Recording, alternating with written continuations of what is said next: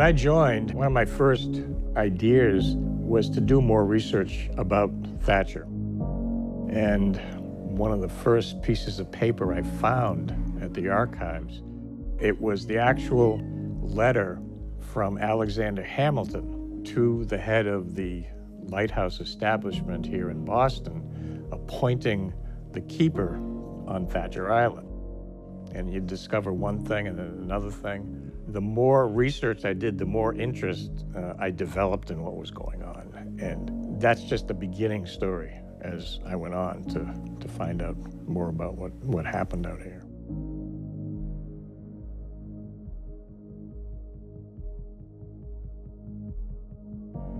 One of the most fulfilling projects that I've been involved with has been the return of the Fresnel lens to Cape Ann.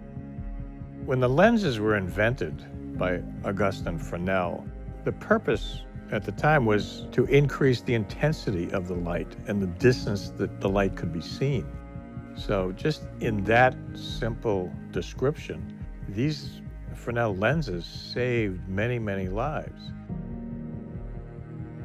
Lighthouses are there to benefit everyone, regardless of where they came from, their race, their nationality, their creed, their beliefs. Lighthouses are a manifestation of a government's desire to make navigation for everyone safer. And in today's turbulent political times, I especially like to think about the notion of lighthouses being a beacon for the world, a welcoming embrace to those that are choosing to come to our country, to engage in commerce, be tourists. I think that's one of the things that causes a lot of people to have an emotional attachment to lighthouses. What these lighthouses have seen over the years. What comes to mind immediately is the end of World War I, the Treaty of Versailles in Paris. Woodrow Wilson was coming back from the treaty signing. His ship, the George Washington, came upon Thacher Island in the fog.